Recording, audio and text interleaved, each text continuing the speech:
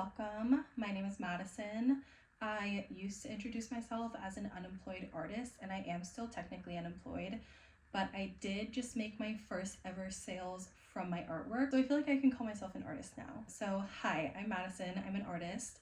I started making YouTube videos just like a month ago, and I've been on somewhat of a journey of unemployment, so I thought it could be fun to share that on the internet and also just like document it for myself to just kind of like see where my life goes from here.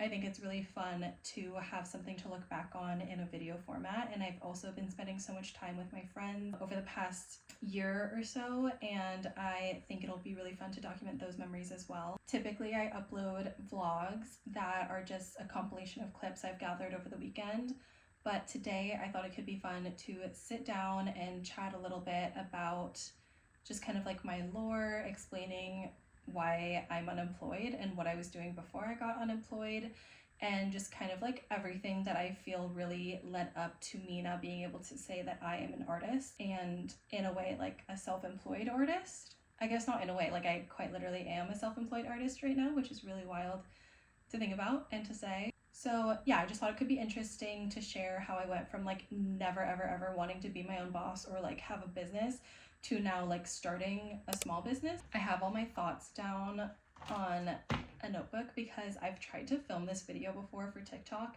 and it did not go well. I was just like, my brain was all over the place.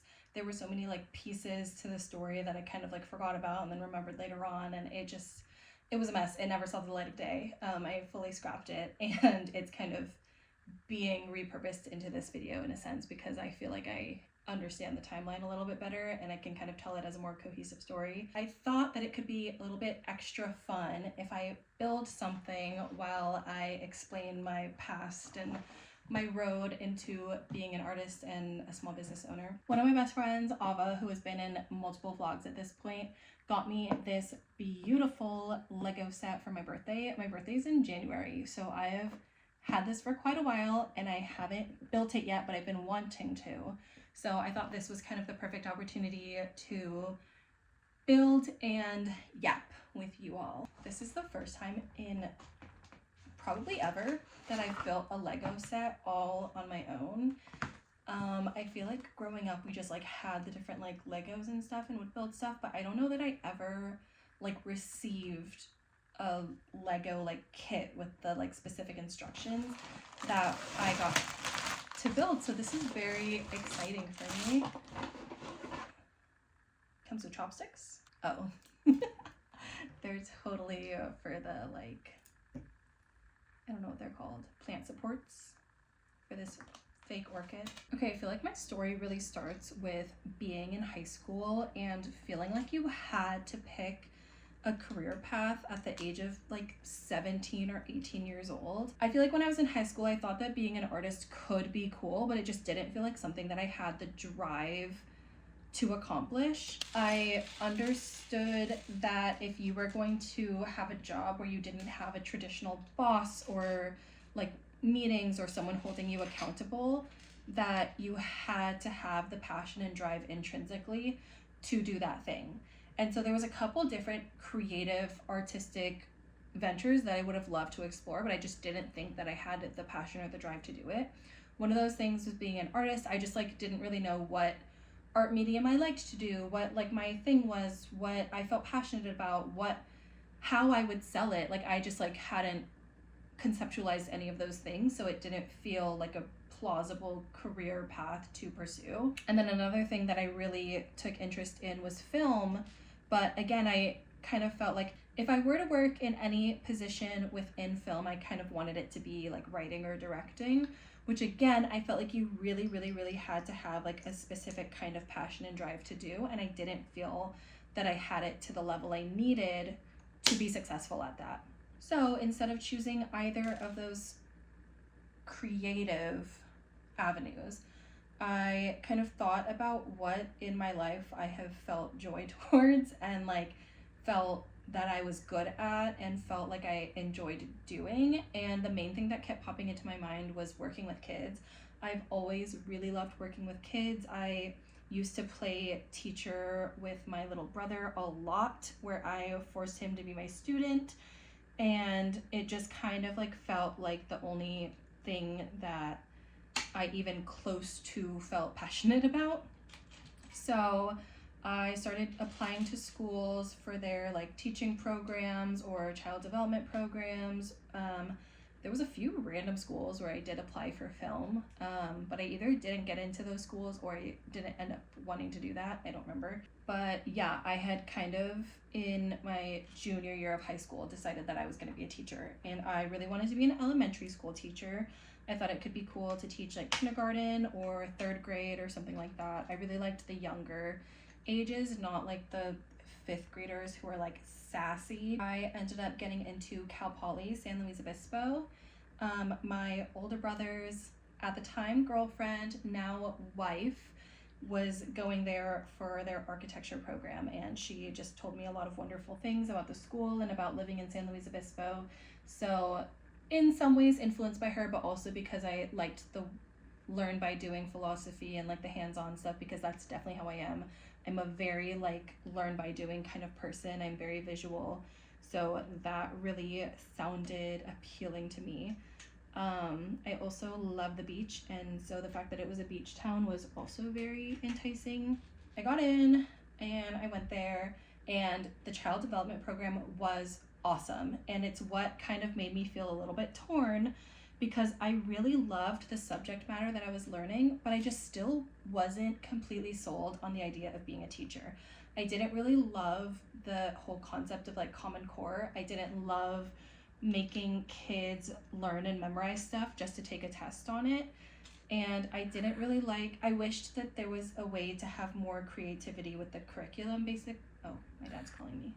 I just really wished that there was a way to be a teacher where I could essentially have total control over like the curriculum, so that I could just make it like be fun and like whatever the kids are interested in that like moment in time. But I also, like I said, was starting to feel nervous that I wasn't entirely sold on the idea of being a teacher. But because I enjoyed the subject matter of child development so much, I started looking with my mom about like ways that I could kind of turn child development into something that I thought was more interesting. And the way that I had come up with was to kind of mix it with like media arts in a way. I thought it could be cool to like work on children's TV shows, or like kind of like still get to do the film thing but have it relate to child development. Like think like working on like PBS or like Sesame Street or something like that, like Blue's Clues. Like that was kind of like what I wanted to do. I wanted to be like a writer for a show like that, where I would get to conceptualize stories that would make sense to children and help them learn important life lessons, but through this medium of TV or movies or whatever. Cal Poly had a minor that was a media arts minor, and I think you could go like two different routes with it.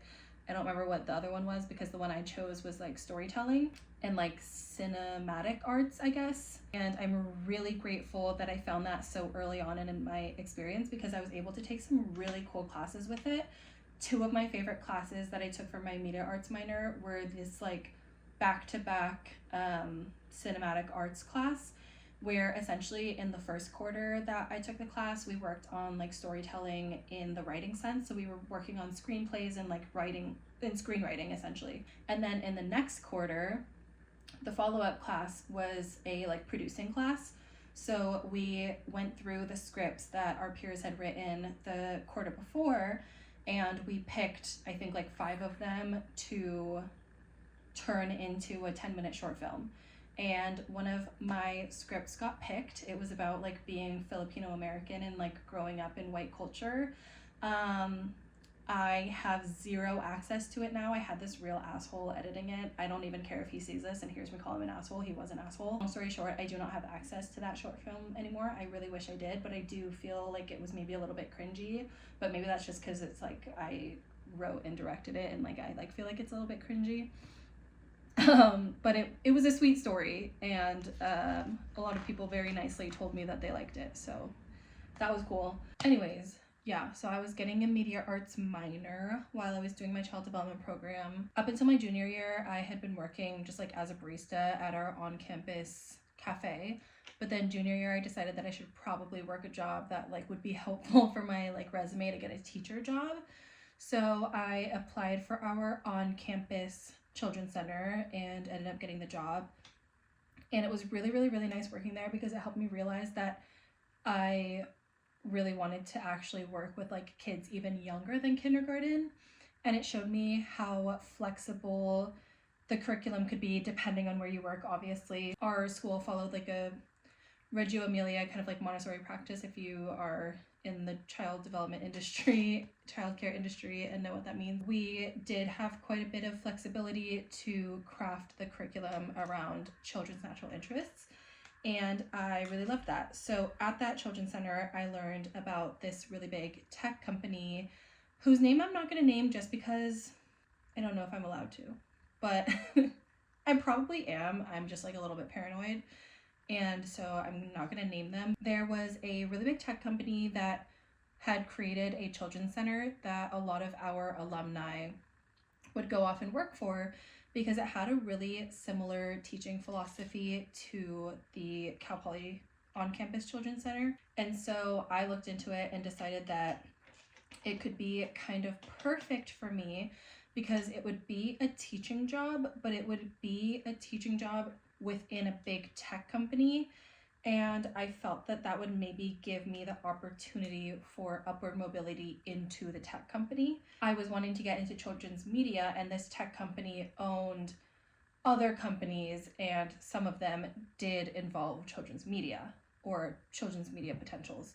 So I really was strategic about where I wanted to work after graduating school, and I honestly don't know what I would have done if I didn't end up getting the teaching job at the big tech company. Right as I was getting to the finish line of that application process, the pandemic hit us. So paused on that.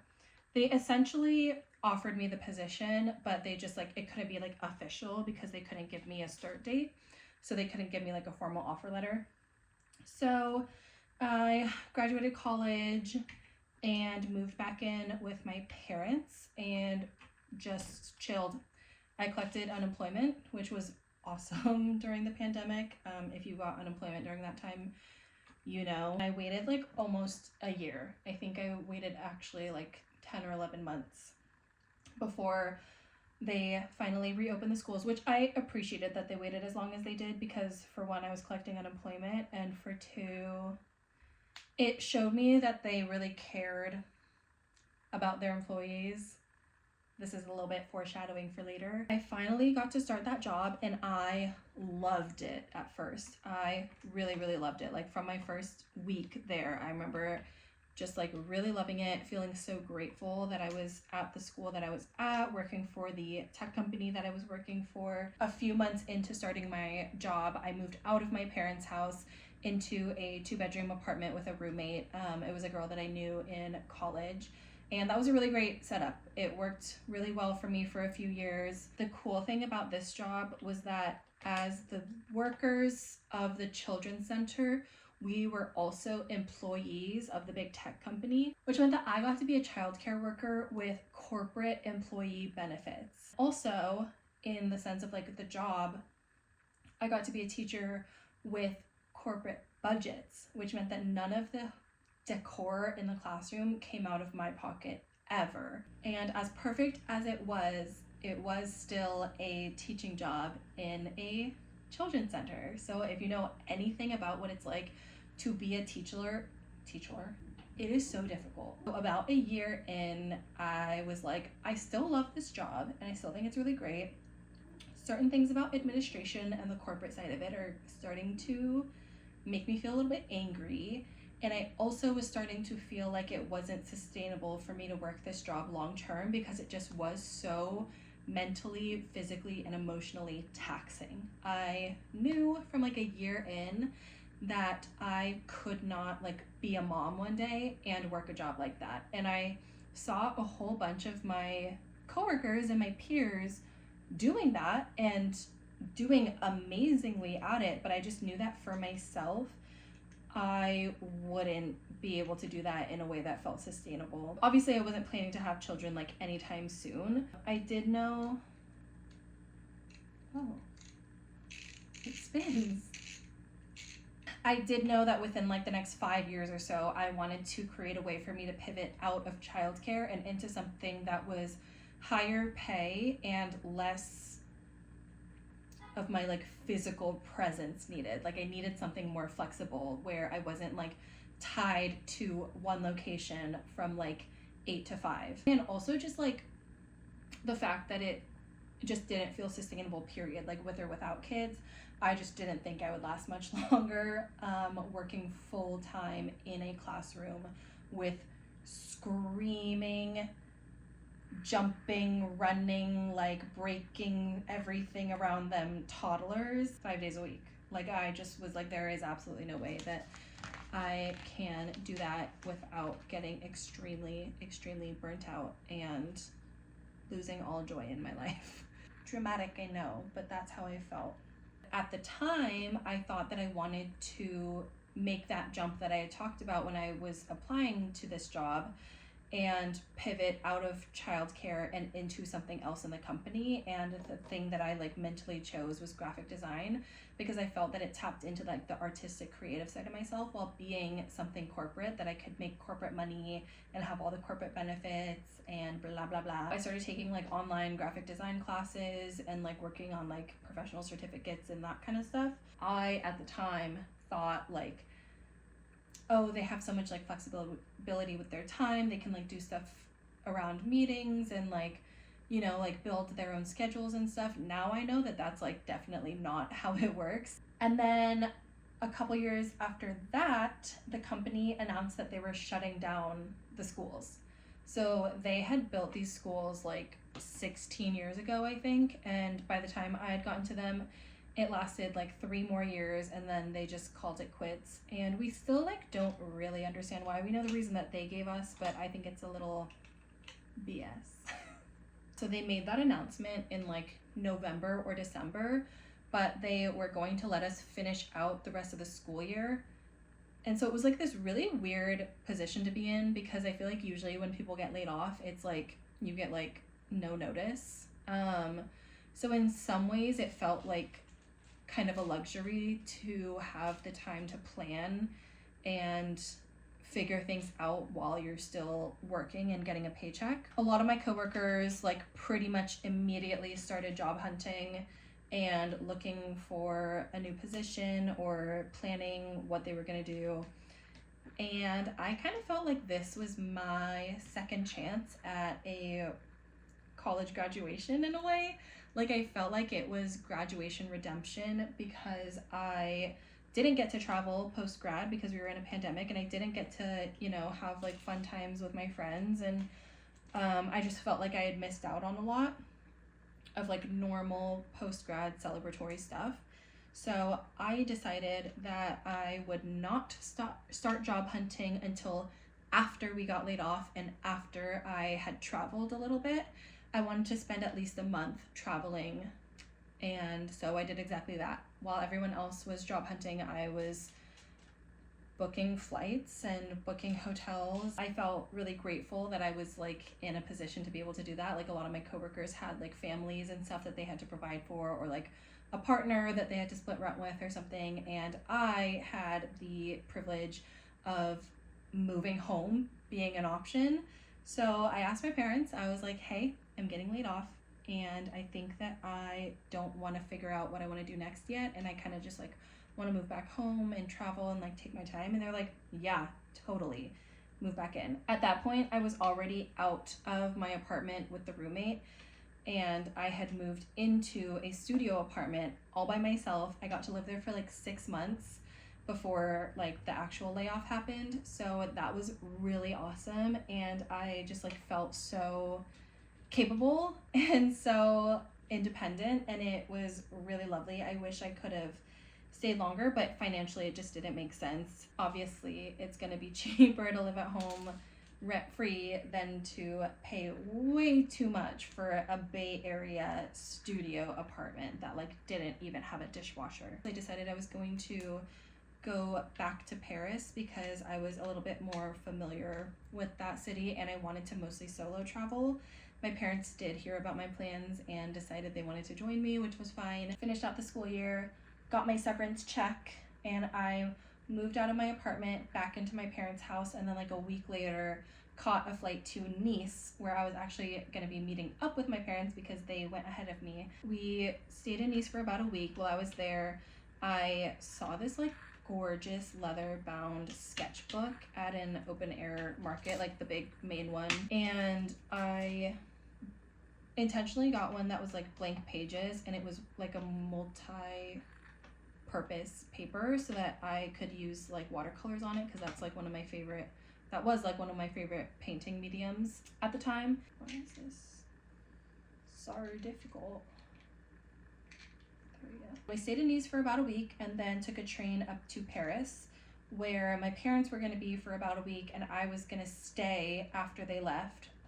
And so I was there for a total of 17 days, most of them by myself, like 10 of them by myself. While I was in Paris, I was going to like museums and walking around and sketching things in the gardens, or I went to the Rodin Museum and I sketched some of their sculptures out in the sculpture garden, which was really fun. After Paris, I met up with a couple of my really close friends in London for like a long weekend, which was super cool and special. It was my first time ever being in London, so that was really cool. After London, I took another train to Amsterdam, and that was where I spent the last like week of my month abroad. I stayed in this really cute little, like, I don't even know if it was technically like a hotel or what, but I think I found it on booking.com, but it was a really cute little spot and super close to Vondel Park, which is my favorite place. While I was in Amsterdam, I went to the Van Gogh Museum, which I think like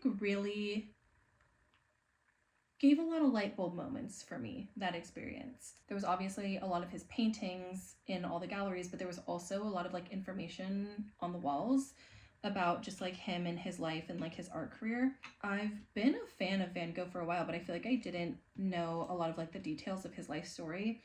And one of the ones that stuck out to me was the fact that he hadn't really painted until he was like 27 years old. I feel like I've had such an idea in my head, and I think in a lot of ways it is kind of like a fixed mindset of thinking that if I didn't start doing something when I was like 3 years old, I'm behind.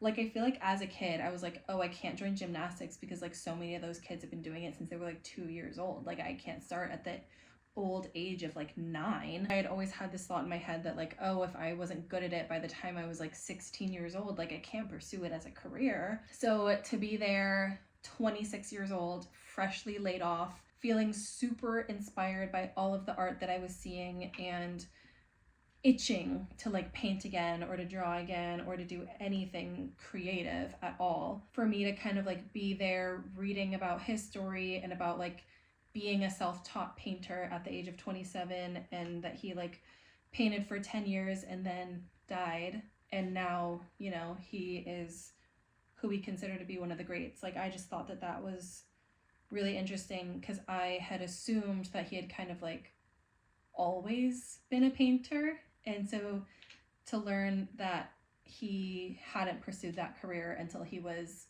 a year older than I was at the time, it really helped me feel like it was something that was plausible for me to do as well. Not to say that I think I'm Van Gogh, but I think that he was just like a man with a dream, and I'm just like a girl with a dream. So like, why can't mine work out? Maybe that is something within my realm of possibilities. And I'm not saying that it's going to be easy, but what if? I don't know.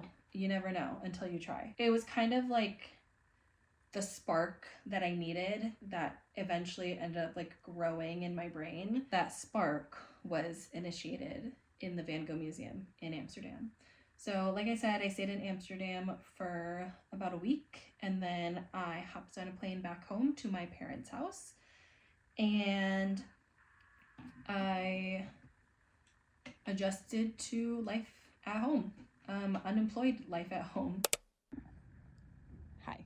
I did not intend for this to be a 2-part video, but my Adobe Premiere Pro hates me. This vlog is going up a little bit late, which when you watch part 2, you'll see why that's a little bit ironic. I just kept getting error codes every time I tried to export my video, and then I tried shortening the video to about half the length that it was, and it finally worked last night at like midnight. I kept trying because I usually upload videos Thursdays at 8 p.m.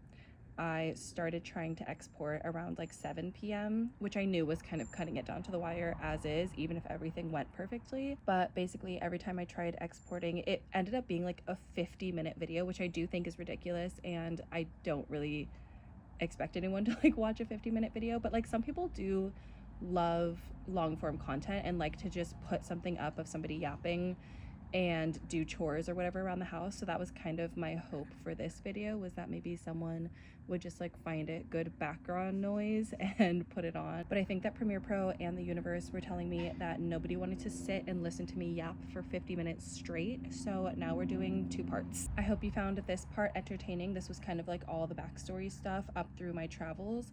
And then once I returned home from traveling was kind of when I started figuring out life stuff and started future planning and figuring out what I wanted to do career-wise and work-wise. The next part of the video is going to be me kind of talking about what it was like just like being unemployed and living with my parents again, and how I ended up finding the route to being a self-employed artist that I did. The next part of the video will also include a haul from my very own website, which is really exciting. It's my final samples. So one of the pieces is like available on the site, and one of them I altered a little bit before launching my site. The samples took a little bit longer to get in. So that's my first reaction to seeing like the full and complete samples. I'd seen like different versions and stuff, but this was like my first reaction to seeing the completed product that I am currently selling on my website. And then you also get to see the final product of the Lego thing that I'm building, because I feel like I worked on just like the pot like base of it for that entire first part, which the fun part of that Lego build is in the second part. Thank you so much for watching this first part, and I hope it was entertaining enough that you want to watch the second part, because I do think that the second part is a little bit more interesting and fun. I'll have part 2 linked below for easy access, and I hope you enjoy it.